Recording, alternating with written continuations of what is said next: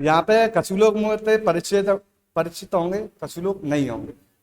मेरा नाम अनुज सागर है। मैं इसी कोचिंग में पढ़ा हूँ। गाँव मुठ नहीं है मेरा।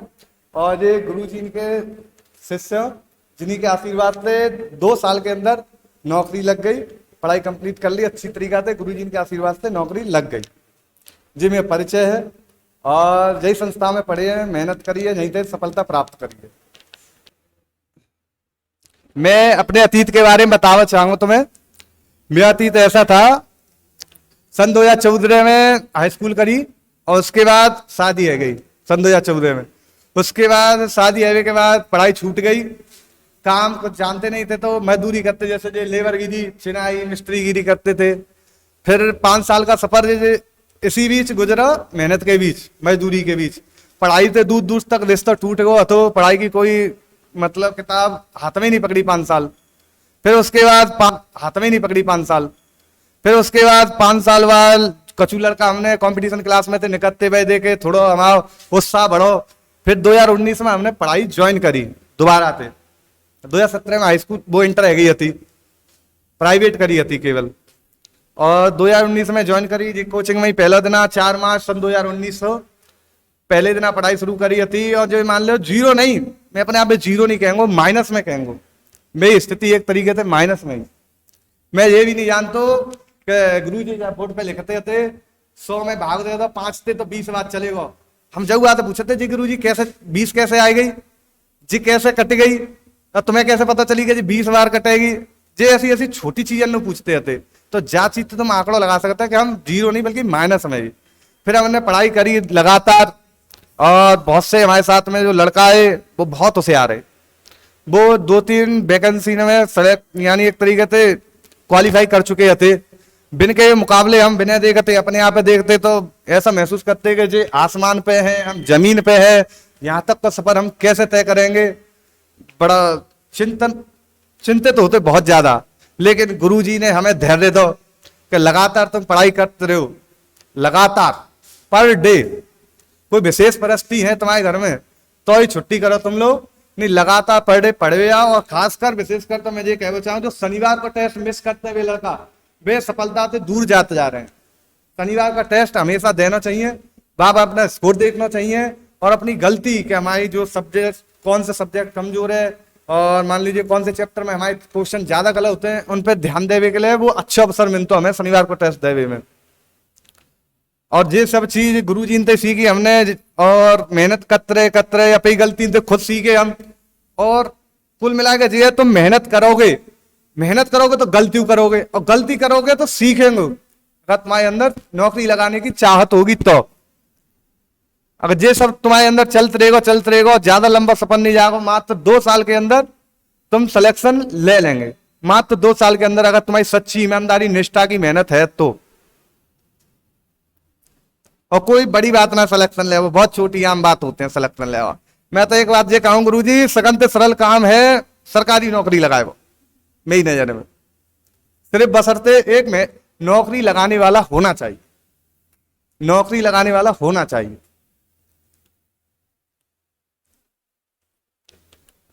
सब लोग पढ़ते हैं, 20 बच्चा पढ़ते हैं, 2-3 बच्चे ऐसे होते हैं इनमें से जो हर वैकेंसी में क्वालिफाई करते हैं, और 10-12 लड़का ऐसे होता है इनके 20 नंबर से आगे ना बढ़ पाते, क्योंकि मैंने अपने अंदर झांक के ना देखो, अपनी कमी दूर करने की कभी ना सोची। नौकरी की तो मौतें हर कोई बोलता है यार नौकरी लग जाए सरकारी मजा आ जाए, हर कोई बोलता है बात है। लेकिन खुद करना पत्तों के लिए बहुत मेहनत करनी पड़ती है। मेहनत है और कछुनाथ, केवल मेहनत है। कहीं गलती कर रहे हैं, तुम्हारी समझ में ना आ रही, गुरुजी से पूछो, एक नहीं 100 बार पूछो, हर रोज पूछो।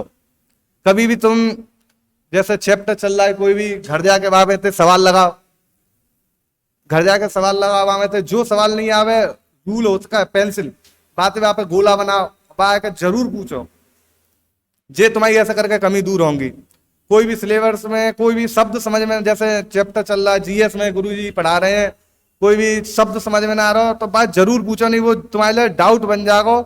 और बात, और वही क्वेश्चन ज्यादातर तुम्हारा एग्जाम में सामने वही से होगा, वही शब्द से संबंधित क्वेश्चन हो, वही से सामने हो।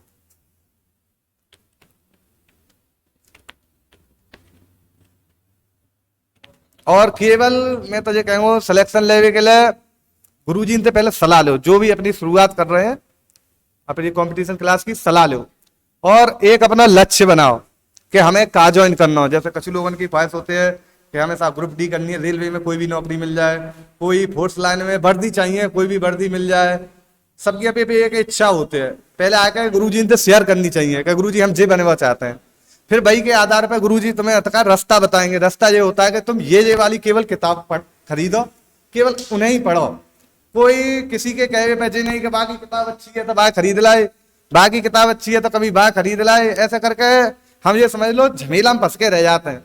सिलेबस कंप्लीट ना है पा तो बहुत कछु पढ़ चुके होते हैं, लेकिन सिलेबस कभी कंप्लीट ना हो। ताकि शुरुआत करें जब गुरुजी से सलाह लो, जो किताब गुरुजी बता बस केवल उन्हीं पढ़ो, उन्हें जब तक पढ़ते रहो जब तक वो एक बार दो बार तीन बार कंप्लीट नहीं हो जाए। और सबसे बेस्ट किताब जैसे जीएस के लिए लूसेंट किताब है, और शायद वो लग रही है जहां में तो एक दो लड़का ऐसे होंगे जिनने पूरी पढ़ी होगी। लूसेंट कौन कौन है पूरी पढ़ी है?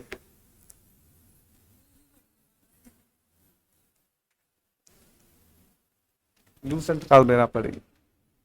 ये सबसे बड़ी कमी है, वो जीएस की किताब ना कह सकते गुरु जी भाई, एक तरीका से नोटबुक है वो, जो राइटर है उसने जो बनाओ माना अपना अनुभव कंपटीशन क्लास को जो नोटबुक बनाएगा, जो एग्जाम में ज्यादातर क्वेश्चन आते हैं वो जीएस लूसेंट से आते हैं ज्यादातर। दिल्ली पुलिस है तुम्हारी और ये सब जो वनडे एग्जाम है ज्यादातर वही तो क्लियर है, जाए बसरते उसे पढ़ो, बाकी अंदर गहराई से जाओ। हमने एग्जाम क्वालिफाई करो तो रीजनिंग में आर के जहाँ की रीजनिंग पढ़ी, और मैथ में आर एस अग्रवाल पढ़ो, और जीएस में लूसेंट, और हिंदी में भी लूसेंट। 4 किताबन के अलावा कोई 5वीं किताब पकड़ी ना है। और 5 साल तक पढ़ाई छोड़ने के बाद मात्र 1.5 साल में एग्जाम क्वालिफाई करवो। जे बस यही बात को ये समझ लो, अर्थ से यही निकल कर आता है कि एक ही चीज बार बार रिपीट करवो, बार बार प्रैक्टिस करवो। किताबें और भी आते बड़ी बड़ी, लेकिन मैंने कोई ना पढ़ पा। जब तुम छोटी किताबें ना पढ़ पा रहे तो बड़ी ने कहा पढ़ेंगे। और काहू कछु पूछना पूछो, और कोई?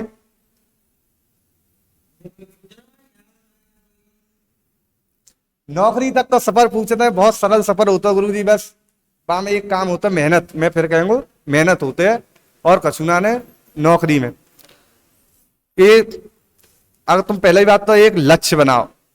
जो भी नौकरी लगाओ चाहते हो सरकारी, ध्यान से सुनो बात ने, जो भी नौकरी लगाओ चाहते हो दिल से कि हमें नौकरी लगानी है, तो एक लक्ष्य बना शुरू में कि हमें नौकरी काय की लगानी है। फोर्स लाइन में, रेलवे लाइन में, जिनमें लक्ष्य बना लो एक, भाई टारगेट पे चलते रहो, भाई की किताब खरीद के लाओ।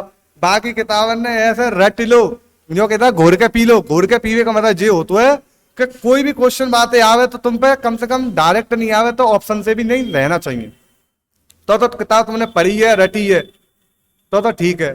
और इतना तुम अगर प्रक्रिया पूरी करते हैं, एक बार नहीं बार बार, जब तक तुम्हारा एग्जाम नहीं आ जाए, कोई और एग्जाम नहीं आ जाए, तब तक तुम बार बार करते हैं, और सिलेक्शन जल्द से जल्द मिलेगा तुम्हें जा चीजते।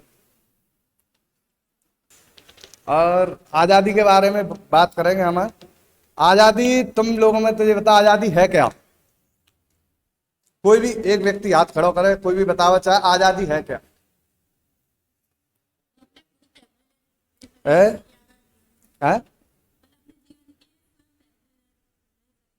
हाँ, स्वयं फैसले ले सकें, हमें खुली आजादी, हम कुछ भी कर सकते हैं, जो हमारा मन करे, ये आजादी है। और अब स्टूडेंट लाइफ में बात करी जाए तो आजादी ये है कि तुम बिल्कुल खुले आसमान में हो, जितना भी ऊंचा उड़ना चाहो तुम लोग बिल्कुल ऊंचा उड़ सकते हैं, कोई भी तैयारी कर सकते हैं तुम लोग, कोई भी पद हासिल कर सकते हैं, तुम्हें खुली आजादी है। क्या खुली आजादी को फायदा उठाओ तुम लोग, और जितनी भी जॉब वैकेंसी है अच्छी तैयारी करो, और सिलेक्शन लो, और सिलेक्शन लेने के लिए मेहनत करो।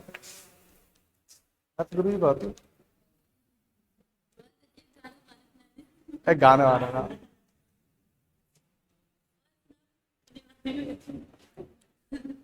हाँ नौकरी में मतलब बुरी नहीं है, मतलब कह रहा हूँ बस मैं ऐसे ही।